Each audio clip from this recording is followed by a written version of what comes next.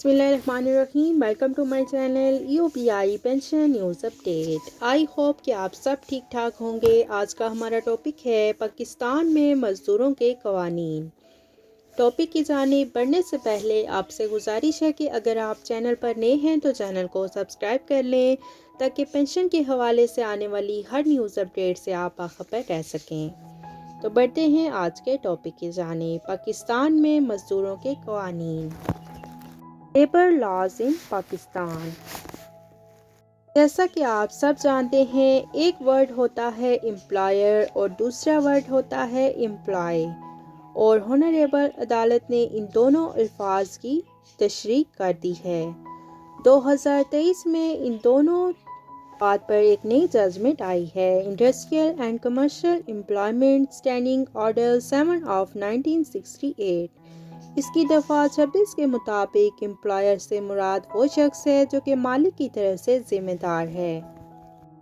دو چیزوں کے لیے، ایک ہے فار دا سپرویژن اور دوسرا اس کا مقصد ہوتا ہے کنٹرول سچ اسٹیبلشمنٹ.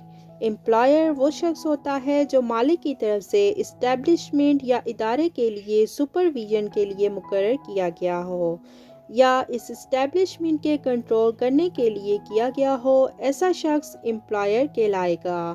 اور ورک مین کی جو تعریف کی گئی ہے، ورک مین کے معنی ہے ایک ایسا شخص جو کہ صنعتی کمرشل اسٹیبلشمنٹ میں بطور اسکل ورکرز یا بطور ان اسکل ورکر کی حیثیت سے کام کرے، مینول کام کرے یا پھر کلیریکل کام کرے. اور وہ یہ کام دو مقاصد کے لیے کر رہا ہے، ایک تو اس کو ہائر کیا گیا ہو یا پھر وہ ریوارڈ کے لیے کام کر رہا ہو. ایسا شخص وہ ورک مین کی تعریف میں شامل ہے.